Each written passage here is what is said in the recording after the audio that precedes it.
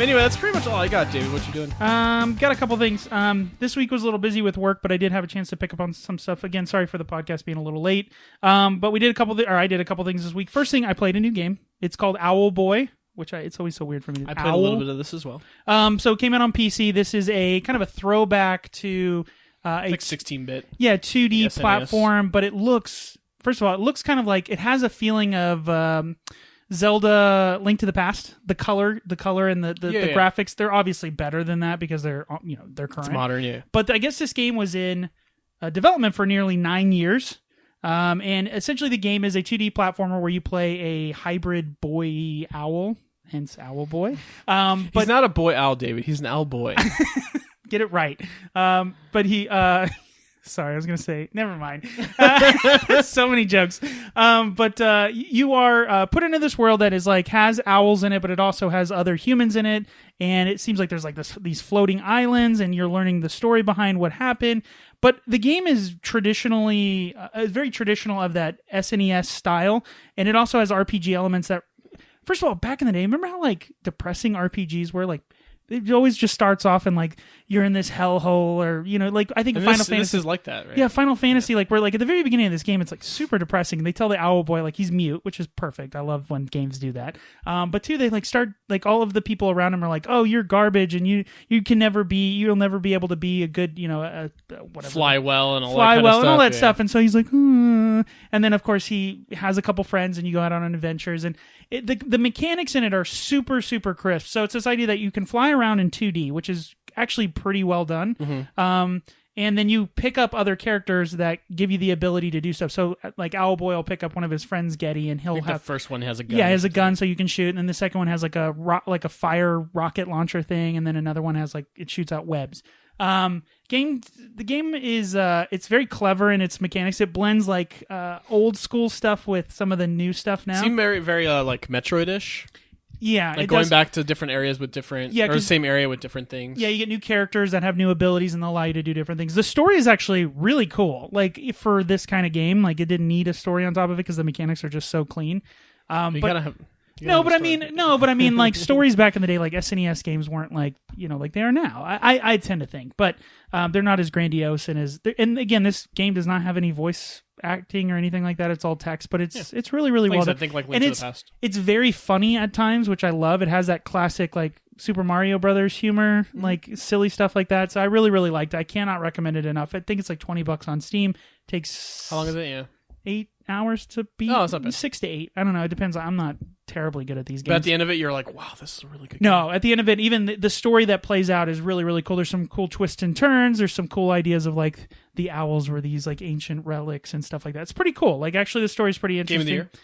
Potentially. I mean, it's not my cup of tea, this particular style of game. I enjoy it because it's a throwback to what I used to play, but But what's interesting, I was reading about the development of this. Apparently the guy took like 9 years to make it, or this team of... First of all, the music in this is insane. That's the first thing you've got to notice when you play this game, because it has that throwback to great music. But I guess he went through like a bout of depression while he was making this game, and it's like, it's very evident in the game as to the emotions that are going... And that's cool. That's very like... That's art. You know what I mean? He's putting himself into the game. So I really, really enjoyed it. Again, can't recommend it enough. Pick it up. It's on Steam. I think eventually they got to bring this to Xbox and PlayStation and all that good stuff. If it's getting popular, I don't see why they wouldn't port it. But I think right now it's got like a 89 or 90% on Metacritic. So it's not just me saying it's really good. It actually is a really good game. And you had a chance to play a little bit. What'd you think? Yeah, I played like the first 30 minutes, all past all the depression stuff. I got the first guy with the gun and stuff. It's very cool. Like I said, it's very like Metroid-ish, and the style of graphics stuff is 16-bit SNES style. And usually like cool. Flying in like 2D games is like broken. It's really hard to do. You get like the floaty jump thing. That kind of works sometimes in games, but flying in 2D, 3D it's okay, but in 2D sometimes it can be completely broken. And here it actually is really cool. The sense of openness to the levels are really open, and it's just really, really cool. Other than that, of course, I couldn't I'm not just going to play a video game this week. Got to play a board game. Yeah, come on now. So I got another board game to talk about this week. It is a game called Fresco. Like the cheese. No. Well, yes. But the first time I told you this, you're like San Francisco? And I was like, no, Fresco, like paintings.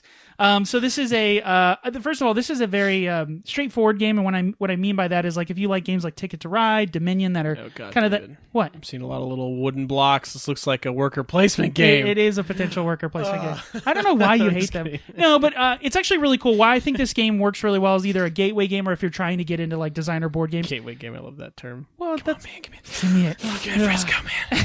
Just a little bit. But the reason why I think it works really well is you are playing as a painter, and during your turn you can do different things like get paints at the market, or you can blend paints to make better or different colors. So it starts out with the traditional primary colors, red, blue, and yellow. And what you're trying to do is trying to paint the fresco of a church, which, by the way, What is a fresco? It's the ceiling paintings, okay, just like the Sistine Chapel, if you will, Michelangelo. By the way, those are ridiculous. Like, it's hard enough to paint like standing up. It's like, let's do it upside down. But there's the main board is this beautiful board that has all of these what you need to rebuild the tile or repaint the tile of the fresco. And then you flip it over and you start building this painting, which is really cool. But it's a concept that people understand. Oh, if I take red and yellow, I get an orange. So you take a red cube and a yellow cube of paint and you get an orange one. And the more combined paints that you use, the more points you get. Like, it's a very simple, straightforward thing. But it has this cool shield thing where you pick all of the things you're going to do behind this little shield, and I pick all these little things I'm going to do behind my shield, and then we reveal it at the same time. So unless you're like really paying attention, because I'm assuming grabbing the paints everyone can see. No. That's the point. Like, so you pick like your worker placement. In most worker placement games, it's I do something and then you do something, and I do something and then you do something. But this game has this like you look at each other across the little shields, and you're like, what are you doing? Because if you have priority, you're going to get to do something quicker than I do, or first before I get there. And you might take everything.